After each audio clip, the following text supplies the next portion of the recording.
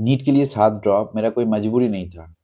कुछ गलतियाँ मैंने करा था, जिसकी वजह से मेरे 7 ड्रॉप लग गया और अगर स ये मैं गलतियाँ नहीं करता तो शायद ज़िंदगी कुछ अलग ही हो जाता।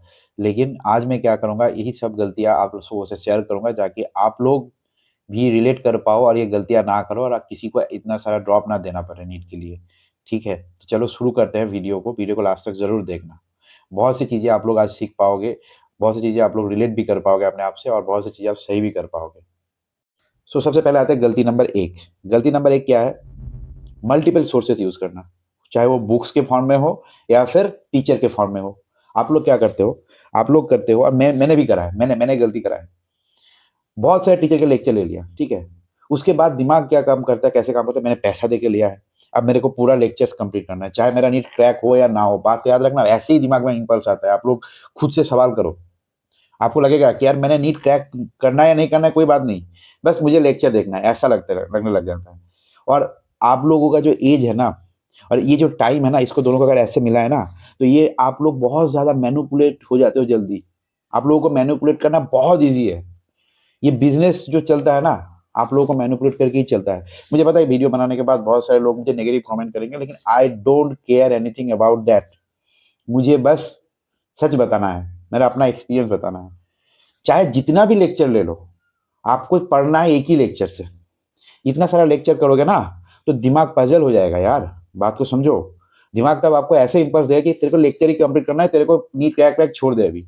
और आप लोग लेक्चर को ऐसे पैसिव रीडिंग की तरह देखने लगते हो, लिखने लग जाते हो। तो इसीलिए सबसे पहला मिस्टेक ये था, बहुत सारे टीचर्स के लेक्चर नहीं लेना है या फिर बहुत सारे यूट्यूब पे भी फॉलो नहीं करना है। किसी भी एक टीचर को एक सब्जेक्ट के लिए आप फॉलो करो बस। उसके बाद अरे यार वो सेकेंडरी है, आपके दिमाग में जो है वो सेम है, मेन है। इसीलिए पहले आपको क्या करना है, सिर्फ और सिर्फ कोई एक लेक्चर आपने देख लिया, बस उसका काम हो गया, उसको नोट्स बना लिया, काम हो गया, बस लेक्चर को आप मत देखो। ठीक है? ये था पहला गलती। दूसरा गलती ये था कि मैं लॉन्ग और वन शॉट वीडियोस जो होते हैं और शॉर्ट वीडियोस जो होते हैं, उसमें से मैं डिफरेंशिएट नहीं कर पाता था। मेरे को लगता था कि वन शॉट्स आर वेरी मतलब more important then short lectures. Okay? और उससे ज़्यादा इम्पोर्टेंट मेरे को लगता था क्या, जो लॉन्ग लेक्चर्स है वो। तो आप लोग क्या करते हो मैं बताता हूँ, मैंने भी करा है, मेरा गलती था ये। लॉन्ग लेक्चर या फिर वन शॉट को मैं ज़्यादा से ज़्यादा प्रायोरिटी देता था, लगता था कि इसी से सब कुछ होगा। लेकिन प्रॉब्लम कहाँ है पता है? मैनिपुलेट हो जाता है दिमाग। लगता है कि यार इसने तो 30 मिनट 40 मिनट में करवाया, हाँ, और उसने तो यार 10 घंटे के लेक्चर में करवाया। 10 घंटे के लेक्चर में तो ज़्यादा से ज़्यादा चीज़ें कवर होंगी। भाई सुनो, चीज़ें अगर कंप्लीट आपको 1 घंटे में मिल जाता है ना, तो उस टाइम पे 10 घंटे के लेक्चर में जाना नहीं चाहिए। मैंने करा था ये गलती, तो मेरे ड्रॉप लग गया। मैं सच बता रहा हूँ, मेरे को लग गया ड्रॉप। तो इसीलिए वो नहीं करना है। आपको क्या करना है, चूज़ करना है कि कौन से टॉपिक मेरे को नहीं आता, सिर्फ़ और सिर्फ़ उसी टॉपिक का लेक्चर देखो लॉन्ग लेक्चर से। अगर आप चाहते हो कि नहीं मैं शॉर्ट में लेक्चर देखना चाहता हूँ, तो एक लेक्चर आराम से हो जाएगा 1 घंटे से 2 घंटे, 1 आवर से 2 आवर्स तक। जैसे रिवीजन वाला लेक्चर्स होता है या फिर पिछले साल का जो सर लोग जो 12 घंटे 13 घंटे करके सिलेबस पढ़ाते हैं ना, तो अगर आपको चैप्टर थोड़ा बहुत आता है ना, तो रिवीजन के लिए हर एक जो 13-14 घंटे का होता है ना, फुल 11th का हो गया, फुल 11th, तो उसमें जो जो चैप्टर आप रिवाइज कर रहे हो ना, उस चैप्टर का सिर्फ और सिर्फ उसी पोर्शन का मतलब 30 to 40 मिनट्स होगा, उसको देख लो, रिवाइज कर लो। मैं तो वो भी मना करूंगा, क्योंकि मैं तो बोलूंगा प्रीवियस ईयर क्वेश्चन करो पहले, उसके बाद देखो। फिर भी आप लोगों के पास अंदर हुआ ना वो कि लेक्चर नहीं देखोगा तो नहीं होगा, तो इसीलिए मैं बोल रहा हूँ। ठीक है? लेकिन वो भी नहीं करना चाहिए अगर पढ़ा हुआ है तो। अगर कुछ भी नहीं पढ़ा है तो पहले माइंड मैप वाले लेक्चर से देखो कौन सा टॉपिक आपको समझ में नहीं आता है। 1 घंटे के लेक्चर होता है यार, उसमें कौन से टॉपिक आपको समझ में नहीं आता है, उसी टॉपिक का लेक्चर देख लो फिर लॉन्ग वीडियो से।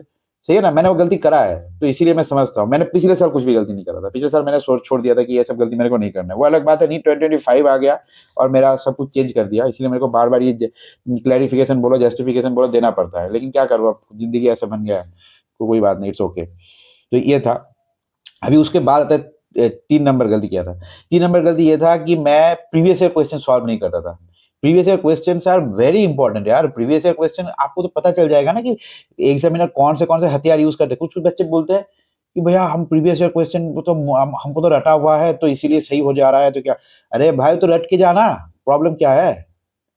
रटना नहीं होता है, वो चीजें समझ में आ जाता है। चीजें आपको ये भी रिलेट हो जाएगा कि कौन से क्वेश्चन बार बार पूछे जा रहे हैं, कैसे टॉपिक से क्वेश्चन आ रहा है और किस टाइप से वो पूछ रहा है। यार पूरा ब्लूप्रिंट रहता है प्रीवियस ईयर क्वेश्चन में। आप मेरे बात को मानो, 2025 के बायो का पेपर देखो, टॉपिक्स लिखो। ठीक है? टॉपिक्स लिखो आप, और उसी टॉपिक को प्रीवियस ईयर क्वेश्चन के साथ मैच करो। प्रीवियस ईयर में जितने भी टॉपिक्स आए थे वो टॉपिक सेम है, लेकिन हाँ फिजिक्स एंड केमिस्ट्री में आपको उतना ज्यादा नहीं मिलेगा 2025 में। फिर भी मिलेगा, केमिस्ट्री में बहुत सारा मिल जाएगा। ठीक है? तो इसीलिए प्रीवियस ईयर क्वेश्चन मैं क्या करता, प्रीवियस ईयर क्वेश्चन को सॉल्व नहीं करता था ध्यान से। मैं बस इधर-उधर से क्वेश्चन, ये क्वेश्चन, वो क्वेश्चन, ये क्वेश्चन, पहले प्रायोरिटी होना चाहिए previous year question. Previous year question अगर आपने पहले कंप्लीट कर लिया, देन आप प्रीवियस ईयर क्वेश्चन के जो टॉपिक में आपको दिक्कत है, उस टॉपिक का आप बहुत सारे क्वेश्चन सॉल्व करो, नहीं तो क्या करो, पूरे 100 से 150 क्वेश्चन पर चैप्टर करो, लेकिन पहले प्रीवियस ईयर क्वेश्चन करो। सब लोग बोलते हैं कि प्रीवियस ईयर क्वेश्चन बाद में करना है। वो कौन से टाइम पे करना है पता है?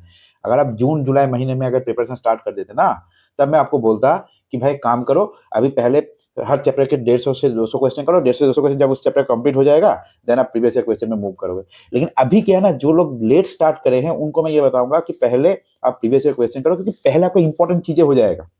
उसके बाद आप जो क्वेश्चन जो 100 से 150 क्वेश्चन करते हो हर चैप्टर, तो वो 70-75 करोगे, आराम से हो जाएगा। ठीक है? तो ये था मेरा दूसरा गलती, तो इसलिए ये आपको नहीं करना है। प्रीवियस ईयर क्वेश्चन सॉल्व करना है पहले, उसके बाद जो भी करना है करो। ठीक है? उसके बाद एक बहुत बड़ा गलती ये था मेरा, कौन सा नंबर मैं भूल गया, लेकिन उसके बाद वाला गलती मेरा ये था कि मैं थियरी पे ज़्यादा टाइम देता था। ठीक है? क्वेश्चन प्रैक्टिस हर रोज लगता था कि नहीं यार, नहीं करूंगा, नहीं करूंगा, नहीं करूंगा, कल करूंगा, कल करूंगा, कल करूंगा। और क्या कहता मेरे को, और आपको पता है, आप लोग भी ये गलती करते हो। मेरे साथ टेलीग्राम पे बहुत सारे बच्चों का बातें होता है। अगर आपको भी बात करना है मेरे से, तो मेरे टेलीग्राम चैनल जरूर ज्वाइन करना। उधर एक क्यूआर कोड मिलेगा आपको, उसको स्कैन कर लेना। ठीक है? तो मैं मिल जाऊंगा, हाँ ट्राई करूंगा मैं रिप्लाई देने का। तो क्या होता है, देखो बात सुनो। बहुत सारे बच्चे बोलते हैं भैया आज मैंने ये इलेक्ट्रोमैग्नेटिक वेव कर लिया, इलेक्ट्रोस्टैटिक पोटेंशियल कैपेसिटेंस कर लिया, ये कर लिया, वो कर लिया। मैं पूछता आपने क्वेश्चन सॉल्व करा? तो पूछता बोलता है नहीं भैया क्वेश्चन सॉल्व तो नहीं करा, लेकिन पढ़ लिया, पूरा पढ़ लिया, आप कोई भी कर सकते। ये जो सेटिस्फेक्शन है ना, ये आपको खत्म कर देगा, बर्बाद कर देगा। बर्बाद इन द सेंस, आपको आपको गलत फहमी है कि आपका चैप्टर खत्म हो गया, नहीं।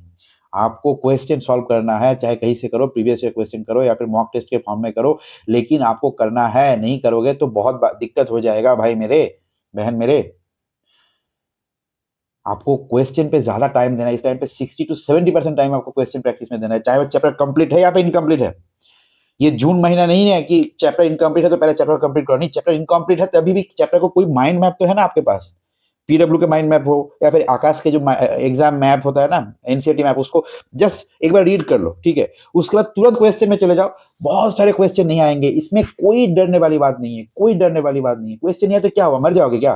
क्वेश्चन नहीं है तो उसके सोल्यूशन देखो। ऐसे लर्न होता है यार, एक्टिव लर्निंग कहते हैं इसे। पैसिव लर्निंग मत करो, पैसिव लर्निंग बहुत खराब चीज है। आपको बार बार झूठा सेटिस्फेक्शन देगा कि तेरा सब कुछ हो गया है, तू टेंशन मत ले, तू फ्री होकर रहे। ऐसा नहीं होता है भाई मेरे या फिर बहन मेरे, नहीं होता है ऐसा। समझो बात को। ठीक है? अभी क्या होता है ना, टीचर लोग अभी अभी देखो टीचर को मैं गलत नहीं बोलूंगा, क्योंकि उनको भी अपना बिजनेस करना है, लेकिन वो उनके ओरिएंटेड, मतलब जो वो लोग कोर्सेज लॉन्च करते हैं उसी के अराउंड आपको प्लान बताते हैं। लेकिन मैंने आपको एक्चुअल प्लान बताया और एक्चुअल गलतियां बताया जिसने मेरे को इतना सारा ड्रॉप करवाया। ठीक है? उसके बाद आता है फुल सिलेबस मॉक टेस्ट ना देना। मैंने 2024 तक फुल सिलेबस मॉक टेस्ट बहुत से कम से दिए थे, बहुत कम दिया था। 2025 में मैंने 58 फुल सिलेबस मॉक टेस्ट दिया था, 2025 में के लिए 58 फुल सिलेबस मॉक टेस्ट, वो भी लास्ट के 2-3 महीने में। तो इसीलिए मेरा मार्क्स 350 से, मेरा मॉक टेस्ट में स्कोर 643 तक गया था, मैंने पहले भी बताया। लेकिन हाँ, नीट 2025 में मेरा ऐसे मार्क्स नहीं आया, थोड़ा ट्रेजेडी हो गया मेरे साथ, इट्स ओके फॉर दैट। आप लोग इस पे ध्यान मत दो। मेरा क्या है, आप लोग ये इस पे ध्यान दो कि आप लोगों को क्या करना है। ठीक है? तो ये मेरा मार्क्स कैसे इंप्रूव हुआ पता है? सबसे मेन जो कॉज था मेरा मार्क्स इंप्रूवमेंट होने का, सिर्फ और सिर्फ मॉक टेस्ट था। उसके बाद जो मैंने गलतियां करा था, जो मैंने आपको अभी तक बताया, वो गलतियां सुधारना भी था। इतने सारे गलतियां मैंने सुधार लिया था पिछले साल। मैंने मॉक टेस्ट देना स्टार्ट कर दिया था जनवरी के टाइम से ही। ठीक है?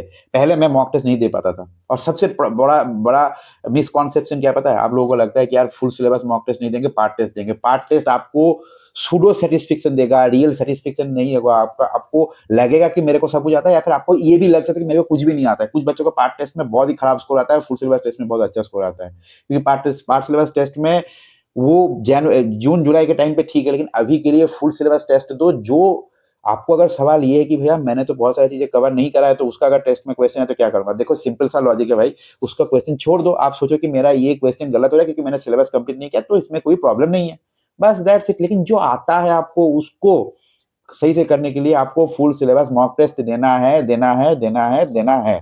बस समझ गए बात को, मेरा क्या बोल रहा हूं मैं? तो ऐसा इतने सारे गलतियाँ था, अभी मेरे को इतनी गलती याद आ रहा है, ठीक है? अभी बाद में मेरे को और भी गलती अगर याद आया, तो मैं आप लोगों से ज़रूर शेयर करूँगा। आप लोग कमेंट में ज़रूर बताना कि वीडियो कैसा लगा। और भाई 3.5 महीना है, जी-जान लगा दो, कितना भी एनर्जी है लगा दो। हम हैं ना आपके साथ, सब लोग आपके साथ हैं, आपके घर वाले भी साथ हैं। और हम साथ नहीं भी है ना, आप कोई भी आपके साथ नहीं है, तब भी कोई दिक्कत नहीं होना चाहिए, आपको इतना स्ट्रॉन्ग बनना है अभी, ठीक है? और मैं एक बात हमेशा बताता हूँ, क्या बताता हूँ कि behave like a machine, machine की तरह बिहेव करो, इंशाल्लाह यू विल बी सक्सीड। और अगर नहीं भी पाए ना, तो आपके में जो सेटिस्फेक्शन होगा ना ऐसे पढ़ने के बाद, वो नेक्स्ट लेवल का होगा, ठीक है? सो चैनल को सब्सक्राइब जरूर करना और मिलते हैं नेक्स्ट वीडियो में। तब तक के लिए बाय। और चैनल में जरूर बताना कमेंट में कि हाँ, अब मैं ये सारे गलतियां नहीं करूंगा और ये गलतियां मैं कर रहा था। ये वीडियो के कमेंट में मुझे चाहिए, आप लोगों से प्रॉमिस, बस, ठीक है? मिलते हैं नेक्स्ट वीडियो में, तब तक के लिए थैंक यू, बाय, और ऑल द वेरी बेस्ट, ठीक है?